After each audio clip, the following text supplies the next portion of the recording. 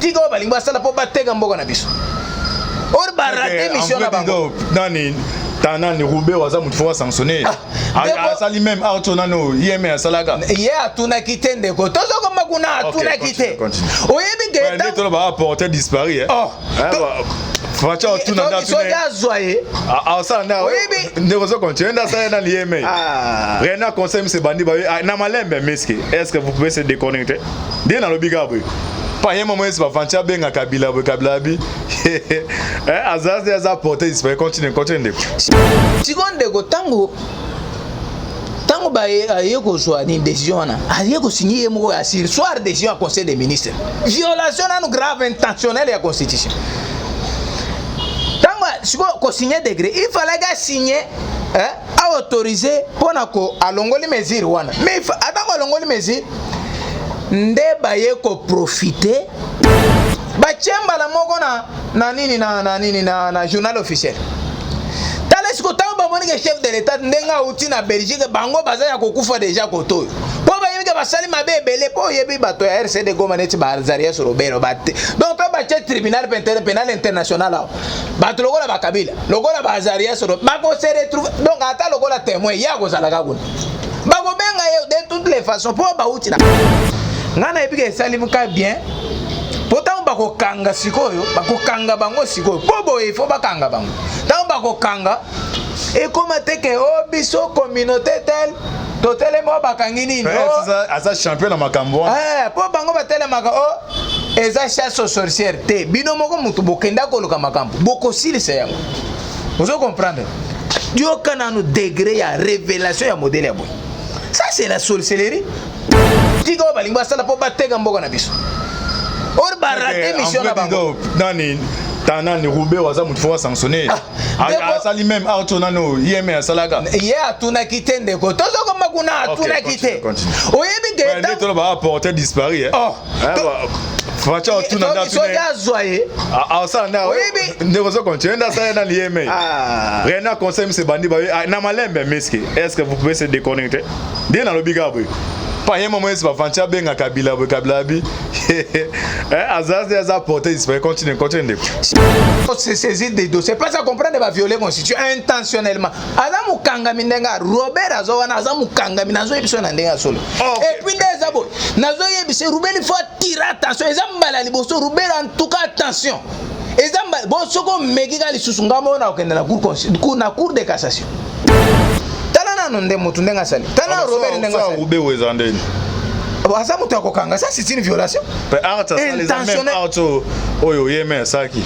do asali makambo sans conseil ni seba ya kasi atuna ki tunda ya kasende il fallait ga tunda ya kasende sor na ya zawa azaria sur Robert aye nano na ba ministre mtu bazaki surpris bango ba yeba ki makambo minembo. Bonjour, bonsoir, na balandunion soya la voix céleste.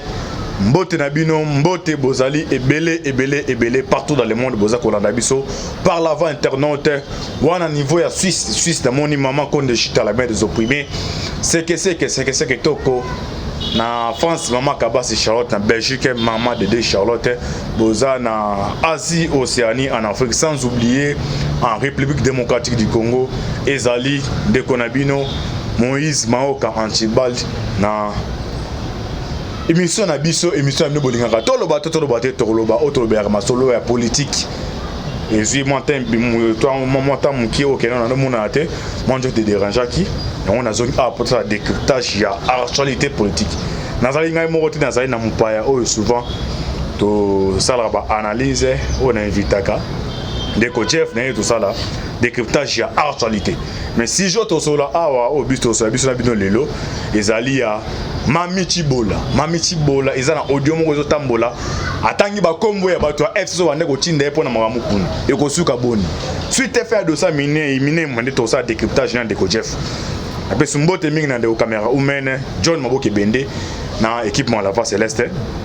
Merci sumingi na Deko Alvin Beya mwana mboka mbote Ndeko Antibal. Ouais, bonne santé. Santé ça pepele. OK, c'est présenté à de Watro pour la première fois. Bon, nga kombo nanga Jeff Mukamba, analyste politique napesi bandeko na biso nyonso balandi ya Voix Céleste Mbote. Ok, merci. Avant d'aborder le sujet na biso l'autre fois que non, ngai nazali le bien-être universel, c'est vivre pour les autres. Nabisa notre dossier l'autre fois makametali ya Maître Peter Kazadi. On a vu que non, ils ont maman moko asifana na Suède. Au Barcelone mbal 26 ans, na 26 ans ba boti 9 enfants. Bazena va pas 5 mais ba la tekinyo sur 4. Mais le pas moko tikalo la tikala ta bana, ba non so bazana ni va Suède. Alors il y a soit tekango. Alors je dis les 4 à les 23. Aux étonnant longtemps la binowa attestation médicale. Il y a moi il y a maman wana abela hypertension na moi no azama dérangement mental donc sotali na audio so njama osuma to tshela bino awa j'ai des larmes et on enseigna na Maître Peter Kazadi na bolingwa nzambe maman wana muba mu RC nango ba pesa que liberté provisoire ka obela mais ndito lo ba aza mboka Suède azotambola il paraîtait que ba kimisi par le biloka bongo eza donc na portant c'est comme si monsieur tout nanti bala koti makambo de porter nga na mutema. Alors va to continuer à entretien biso to ba d'abord ou maman ou comprendre. Stockholm land bakomba ngo ya fait donc dans le poto. Les hôpitaux de la région de Stockholm, ils ont kati ya Suède. Attestation médicale au d'abord ya maman wana. Je soussigne docteur, je soussigne atteste que Kamwanya Ndomba, numéro d'immatriculation 1, souffre de l'hypertension. La diagnose a été constatée au cours de sa dernière grossesse en 2001. Elle visite la clinique régulièrement pour contrôler l'hypertension. Elle devrait se soumettre à ce traitement tout au long de son vivant. Solution Mitra Lembe, ou un docteur, ou appelle ça attestation pour na maman wana. Nos mamans souffrent à la hypertension. Nous avons un papa na sur la démission. Il y a que non, nous avons à Kelly Batou. Batinda Moutumote, Babot. Mais il faut un engagement. Au compaté au Kimi, au Tekata Samapa, on met un jambo, ça de toutes les façons, mon bon, on te cilibre. Vous avez l'autre. Vous avez d'abord à maman, donc verdict qu'ils ont les 23 antibal aux Alawana. Ngai nandimi ko engagement na tabaluka benga azu engagement na pour maman ne pas ngwetika liona maman na bana na bazongo oza maman totanga ya mwana pete bobana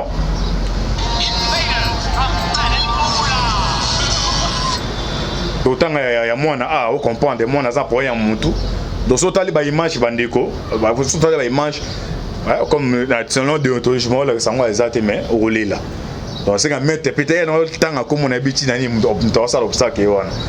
Donc le pango wana nzambe alola soki zongi na bana za malamu makasi. To continue de ko Jeff to tanga o esko ya mwana bo comprendre que non ils a peut-être bande o moins va aventure ils a aventure o za mwana. Attestation médicale concernant Mboui Isen Kapiamba. Ce garçon reste sous l'observation de l'autorité en charge depuis bien des années et il fait l'objet d'analyses psychiatriques avec les diagnostics suivants. Retardement mental. La famille est originaire du Congo-Kinshasa mais a vécu en Suède plusieurs années. La mère vit seule avec Isen et ses frères et sœurs. La famille n'a pas de contact avec le père Isen et élève de l'école spéciale WIP à Rotebro depuis 2 ans. Avant cela, il est logé de façon interminante auprès de l'institut en charge de ses besoins. Isen souffre de grandes difficultés de comportement même à part ses problèmes d'autisme, notamment une pauvre faculté verbale avec peu de capacité pour des phrases entières. Aussi, il est extraverti en outrance menant à des agressions physiques. Il démolit les meubles et d'autres objets de valeur à la maison comme par exemple les ordinateurs, etc. Isen est fortement victime d'une motorique spasmodique. Il est incapable d'efforts soutenus et il s'agit avec un avec une impulsivité sans contrôle. Il est sensible quant au changement et il faut qu'on les prépare en toute situation nouvelle. Ainsi, il est devenu objet d'un traitement pédagogique spécial à l'école comme au foyer des loisirs. Même en temps de congé scolaire, il est suivi en permanence. Hissène souffre de vomissements 5 à 6 jours jusqu'à 10 fois par jour. Il vomit quand il a avalé, que ce soit liquide ou non. Toute tentative de médication a été plus ou moins sans effet. Hissène dort mal et il se réveille fréquemment pendant la nuit. C'est ce moi où on a, c'est ce moi on a des alors, si on a habité un jambo là to puyaka. Donc c'est la bandeko ou baza se ba conseil se ba yo message. En tout cas, quand ezaka moko yo ata na osenga na pama ida muso Hollanda bo intervenir mais na sengi na beti c'était mingi na mettre pitekas aux avocats ya dossier oyo na ngolo njambe à travers ta biloko yo maman wana na neuf enfant na e bazol pona. Alors directement tozongi na sujet na biso awa Mami Chibola asali ba révélation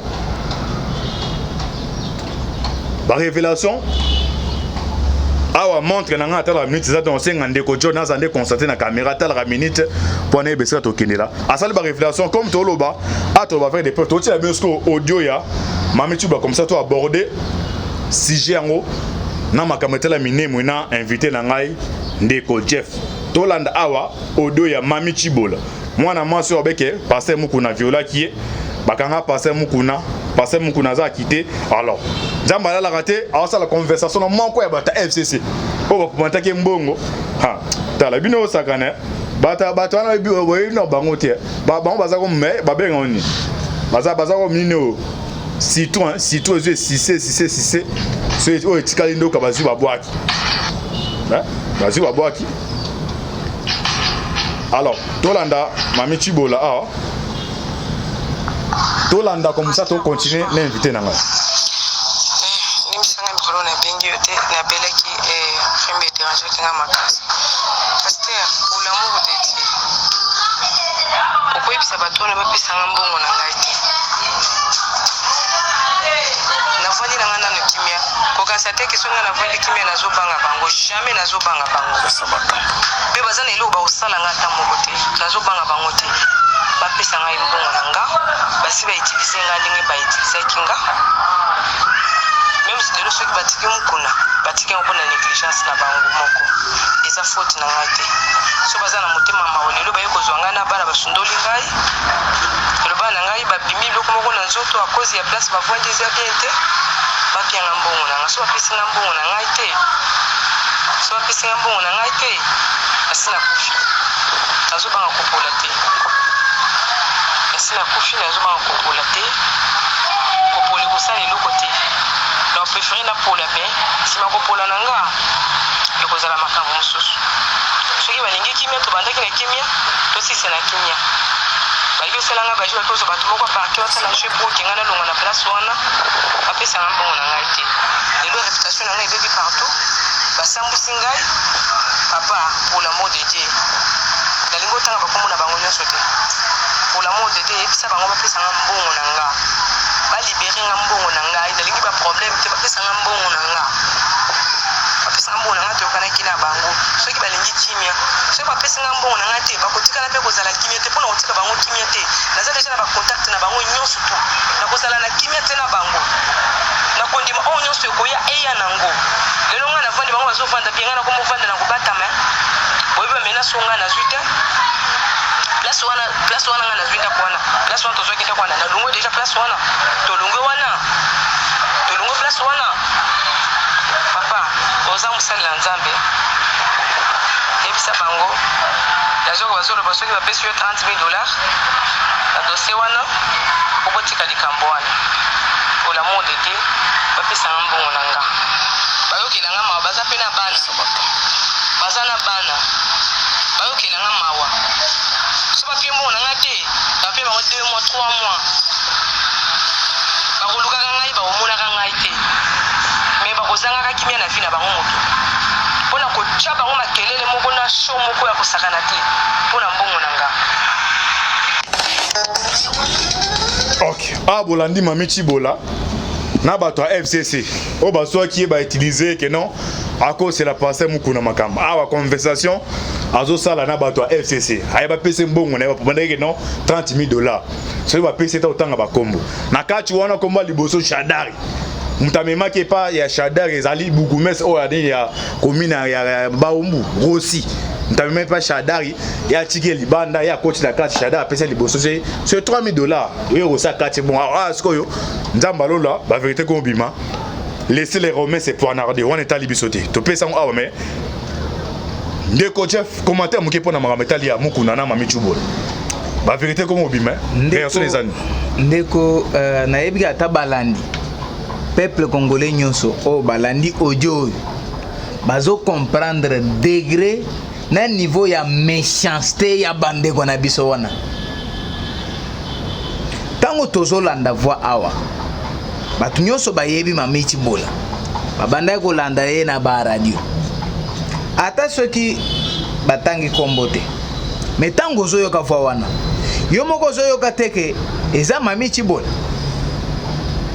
soki mutoyo azoloba ezaye pourquoi procureur akoki ko se saisir na dossier oyo te pona ko kanga ko interpeller ba kombo oyo mama oyo azotanga awo po azotanga Shadari e yo kandi beza clair ndeko tango toyebisa bino te bato ndenge bayeboye bayeka ka pona ko boma mboka bango batikala ko ya ata bazala katana bola momoko te na vina bango yo kana no décret donc bazo bundisa mutu ana po abanda ekoloba vérité. Ndé bandi ko bundisa mukuna. Et puis ce qui est plus grave, quand tu attaques un homme de Dieu, tu t'attends à quoi? Ozo zelenini tangu yo za attaquer un homme de Dieu. Donc ezakaka yo ko kendega na enfer. Ndeko ezaka ebandeli. Omoni makamba bien ezo ya nasima. Ponde babandi boy.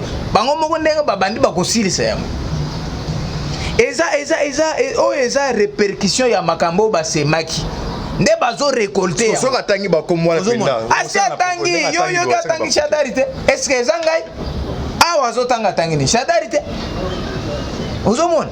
Et puis ce qui est plus grave yepe abanda ko kanisa ke batwana ndenge ba ibanda ko utiliser yepe abanda ko kanisa ke batwana baza motema la tango yo zomona ka muto yo zo ya na idea zo peso mayele ya boy ya motema mabe ya lukunya ya kindoki ya boy po yo kende kosalela bakanga musani ya Nzambe basambwisa ye partout ba video etamboli ya lukuta oyebi eloko wana mais ozui charge wana ya komema eloko ndenge wana et puis ce qui m'étonne azo solo le pena muto ndire pasteur mutu wana azo benga ye pasteur azo benga mutu kuna pasteur, c'est-à-dire il y avait des gens qui se prennent pour des pasteurs mais oyo bandimi ko kitsa musani ya Nzambe na babiloko ya mbongo ndeko na mboko tokende suswa na batu ya boye vraiment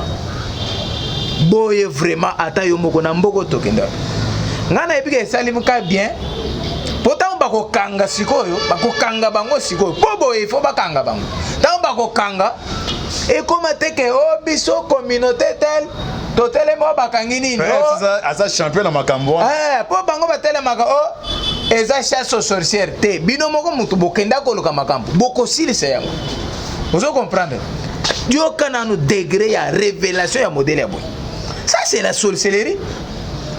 Comment koki ko utiliser mutu pona ko nuira muninga asali le côté yo utiliser kaka po nuire parce que ake ko tanga na je oyo bako tanga te parce que ya banda ko dénoncer mabe oyo soit disant autorité morale na bango asala yazo dénoncer bino bo lingeli boule po bokangai mais justice ndenge etikala ka justice eloko alukuta etikala ka ya lukuta yango nde monito komina ba niveau ndeko.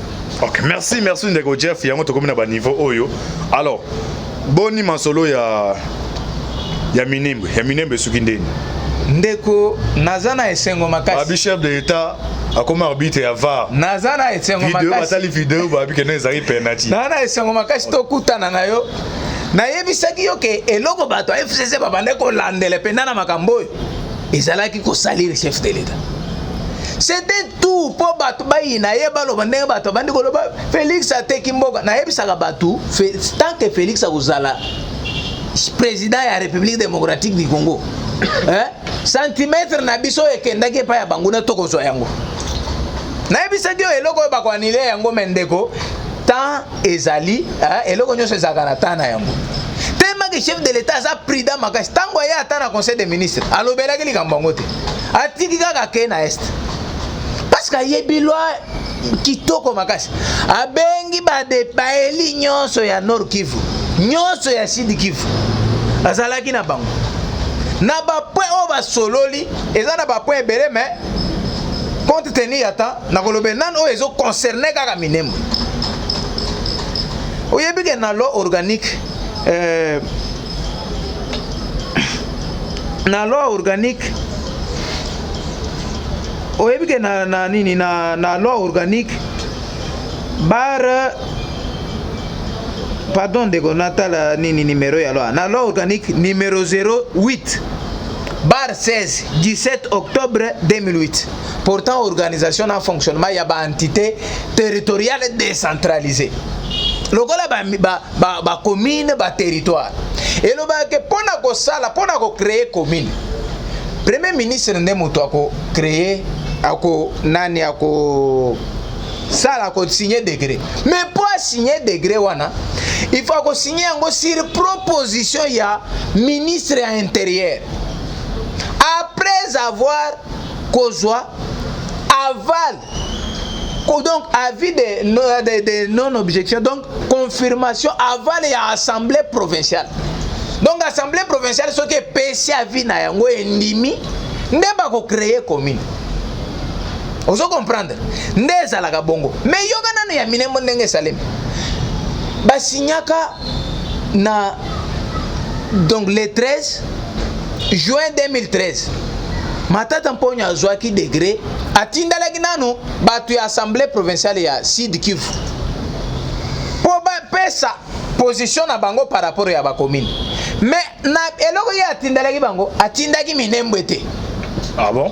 Atindaki minembwe te ndeko yoka na degré ya lukuta na aventure atindi minembwe te bango ba traité pe tango ba ye kozongisa confirmation na bango tango ba pesi aval wana likambo minembwe eza kuna te mais na ko signer degré ya ko créer ba commune o batindaki aye ko kotse minembwe uti wapi ndeko yoka na no escroquerie d'abord tango ba ye ba kotisi babimisi donc ça dit avant on continue surtout l'année de ça minembwe be déjà c'est-à-dire kabia déjà à ça les plans nae ce qu'on a surtout à sundela be na lobby oyo eza plan déjà mais ba beti mabe pour comment mais yo eki décision chef de l'état vite continue ton sol là sikoyo basali nini tango bazoya na décision wana na 44e réunion ya conseil des ministres mercredi ozomona tango bakeye na conseil des ministres eza likolo ya bato nyonso eza likolo ya premier ministre parce que président azalaka na kati bazwi décision par rapport ya ba réaction ya ba communauté bazwi décision que to sursoir eloko oyo ba sursoir décision wana mais le 15 ya date mususu premier ministre azoya ye moko na ndenge na ye a signé degré moko a sursoir décision oyo bazwaki na conseil des ministres yoza nani parce que conseil des ministres c'est likolo ya premier ministre conseil des ministres c'est une décision premier ministre le même premier ministre a eu degré par rapport ya conseil ministre c'est le chef de l'état par rapport ya conseil des ministres on a eu degré que basir soir et le Congo premier ministre aye kozonga lisusu a sur soir degré na ye moko yoka nanu degré ya lukutana ya escroquerie politique o balingwa sala po bateka mboka na biso or barate mission na bango nani tanani roubé waza mutu fo sanctionner asali même atona no yeme asalaga ye atuna kitende ko tozo koma kuna atuna kite oyebi ke ta to ba apporter disparu facha atuna na so ya zoye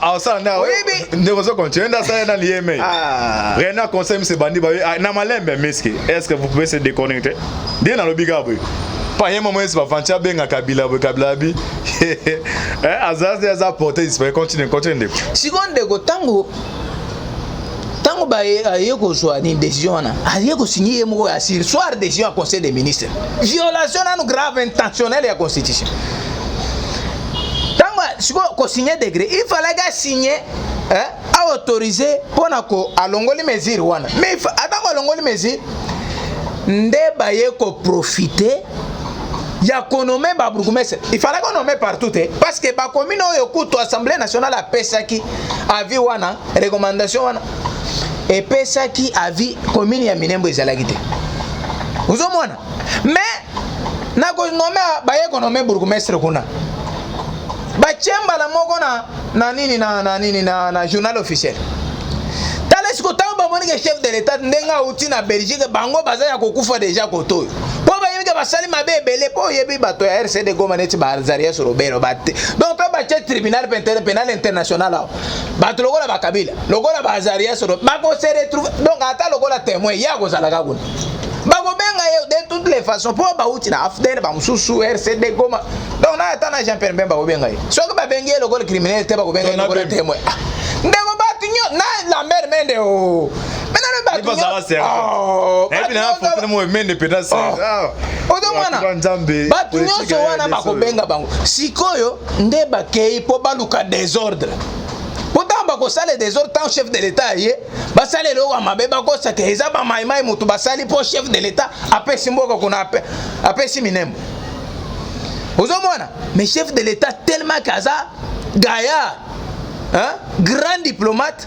akei yo moko moni kaka kokita chef de l'état na yebisaki yo awa kende kona koya awa makambo zo yo kaka bakoto koyamba chef de l'état na Goma te eza bato ya réseaux sociaux ba congolais ba yebi kendenge eza bo chouchou eza Félix Antoine Tshisekedi Tshilombo chef de l'état yo moko moni plein à craquer bon makamba plein to koloba isuste po wana ekomi skoyo congolais na chef na ye mais au moni kokita tala nanu kaka basi quand même ba réclamer caméra obi ba réclamer caméra wana wa ozana vidéo ngana tali na télévision na moniteur oh nalobi na tali na moniteur ozomona tala nanu so yo tala nanu ila tele ya soda na biso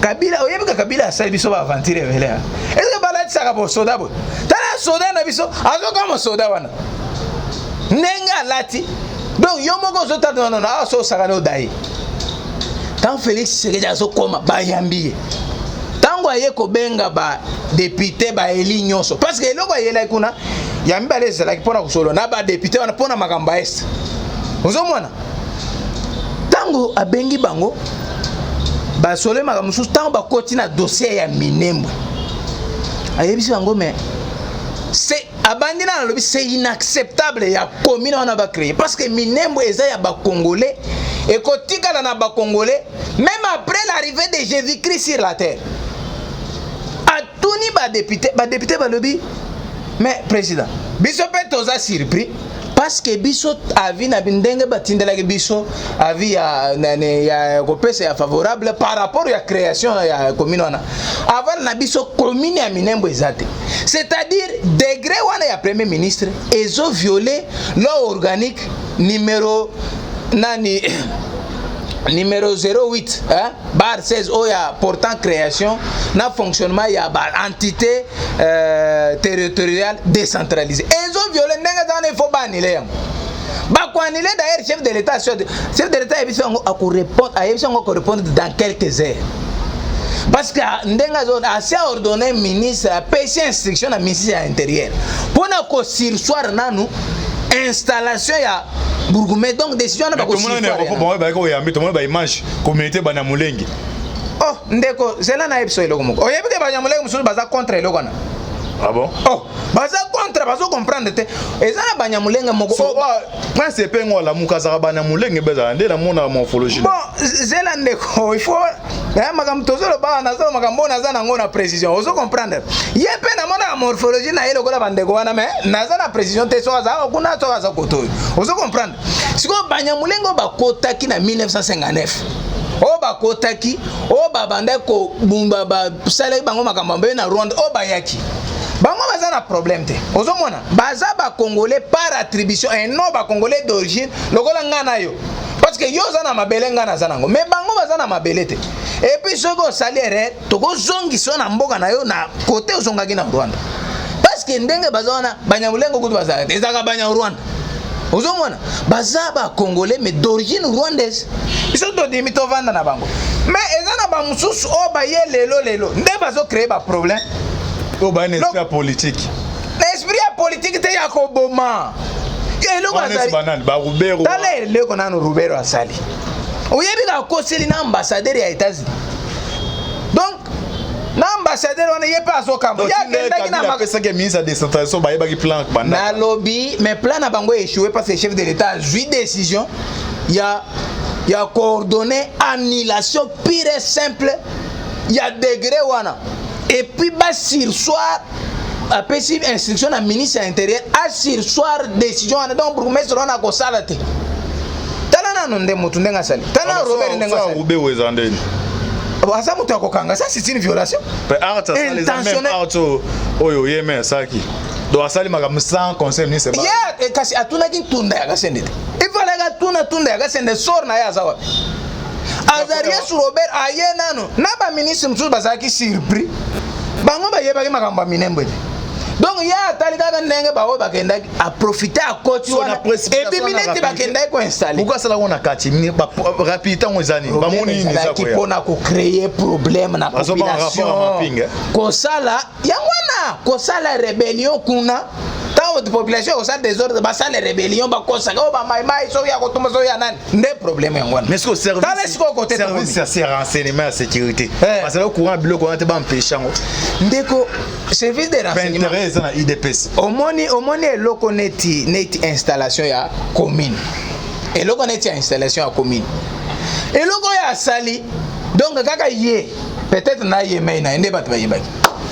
Chef de l'État yebite. Imaginez décision ya lolengo na eloko ezo créer kanda ya ba congolais ya ndenge wana. Yo ke ko sala ngo chef de l'État yebite. Siko ndenge ba ni lebo. Et puis yebite ke Franck Diongo a ko porter plainte kala mingite. A ko porter plainte. Et quoi aboutir? Oh, papa, écoute, il y a attention à porter plainte, procurer et moi saisir des dossiers. Pas ça comprendre va violer constitution intentionnellement. Azamu kangamindenga Robert Azowana Azamu kangaminazo ebiso na ndenga solo. Et puis des abo, nazo yebise Robert il faut tirer attention. Ezambala liboso Robert en tout cas attention. Ezambala bon soko megiga lisusunga na okenda na cour de cassation. Ozoma mekaka lisusu ko sakana na biso ndeko sali loko boye ngama ona okenda na cour de cassation et puis ce ko tirer attention na ko risquer na kotisa pétition pombala moko balongolo kaka na gouvernement mbala moko balongo na gouvernement mobimba na pobo sakani na biso o ezani. OK, merci ndeko Jeff to comprendre kanda nayo.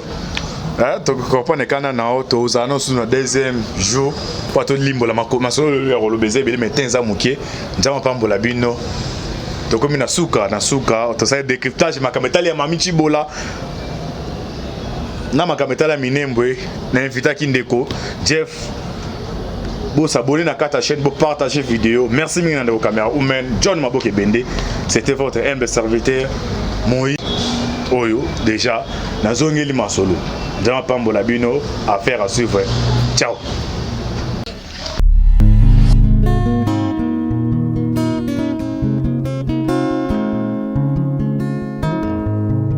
Le temps passe et elle ne s'arrête jamais. Alors réveille-toi mon ami. Et tout ce qui nous quitte chaque jour, laisse que cela nous serve de leçon. Car à chacun son jour, à chacun son tour. Peut-être demain sera ton tour. Alors réveille-toi et prépare ton âme. Car un jour.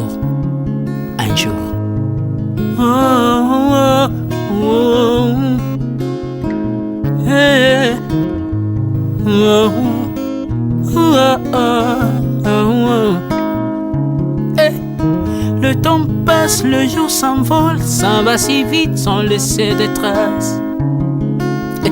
Comment faire pour l'arrêter, car il nous amène vers le jour de départ. Tous ces efforts avant nous n'ont pu l'arrêter. Il s'en va sans arrêt, sans pitié, ni nous laisse le temps de faire nos bagages, que de tout mener. aîné, aîné. Le temps passe, le jour s'envole, s'en va si vite sans laisser de traces. Laisser de traces, comment faire pour l'arrêter? Car il nous amène vers le jour de repas. Tous ces forts avant nous n'ont pu l'arrêter. Il s'en va sans arrêt, sans pitié. Ni nous laisse le temps de faire nos bagages et de tout amener. Il s'en va seul sans nous. Faut mieux perdre tout plutôt que de perdre son âme. Perdre son âme. À quoi bon tout gagner, ben sera que vanité. À quoi bon tout gagner, perdre son âme si l'on est censé de tout laisser. Moninga, verser le sang de l'autre, demain sera le tour, tu seras seul comme dans un miroir. À quoi bon tout gagner, perdre son âme si l'on est censé de tout laisser. Moninga, verser le sang de l'autre, demain sera le tour, tu seras seul comme dans un miroir.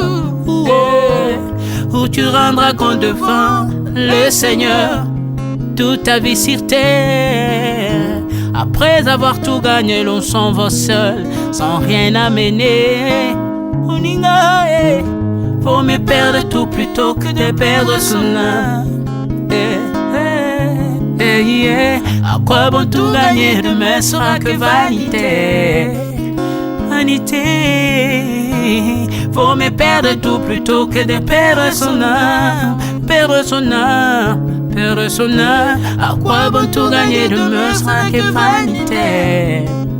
Moninga, Moninga, Moninga, Moninga. Tala tangwe koleka Moninga, Moninga. Tala bato bako kende. Kosala lolendo na mokili okanisi mokili yango yayo. Etala bato bakoleka. Tango ekomema ngai, tango ekomema, tango ekotika moto te. Bakulutu bayakala basi bakende. Moninga tala tango ekomema. Papi Charles Mombaya si akenda kala. Otango otango eza komema. Ya Marie si akenda misa mungolo tala tango ebebi Papa de baba si akenda kala. Tango tango eza koleka. Ale moloto si akenda kala. Otango otango eza koleka. Ata mobutu sesese kokukungwendo wazabanga asi akenda kala. Tango eza koleka. Muse Laurent Désiré Kabila akenda kala. Tango eza koleka. Tango ekotika moto te. Tango ebangaka mokolo te. Liwa bangaka mokolo te. Abangaka peleki te. Abangaka motambongo tayokaka pe mobola mawa te. Liwa tango yaka amemaka moto nyonso moto nyonso tango ekoleka engela bomoi na yo epana yawe. Tango ekomema engela bomoi na yo mokolo na yo ekoya okokende ndenge nini. Le temps passe, ne s'arrête jamais. Le temps passe. Moninga, Moninga, Moninga. Tala tango ekomema. Moninga, Moninga. Tala tango ekoleka. Moninga, Moninga, Moninga. Tala tango ekomema. Moninga, Moninga. Tala tango ekomema. Tango ekotika moto te. Engela momoi na yo. Tala bato bakokende. Osala ndenge nini okotikala ebende te. Okotikala ebende. Le temps passe, ne s'arrête jamais. Le temps passe, ne pardonne jamais. Le temps passe, ne s'arrête jamais. Engela momo. Moninga,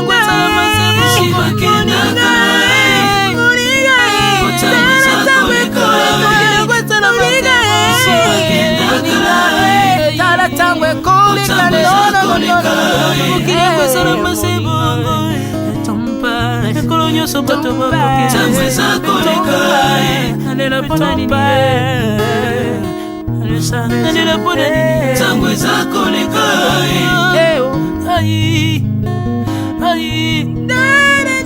ntango eza koleka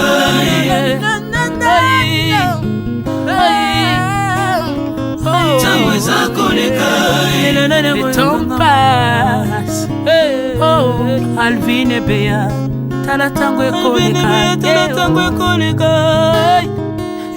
nabongisa bomonanga mpona nini bato bakokende biloko nyonso ekoleka nalelalela ntina nini natangisa makila na boma bato mpona nini soki nyonso ekoleka un jour nabanga kufa mpona nini soki naza putulu ya pamba mokolo ezali na koleka le temps passe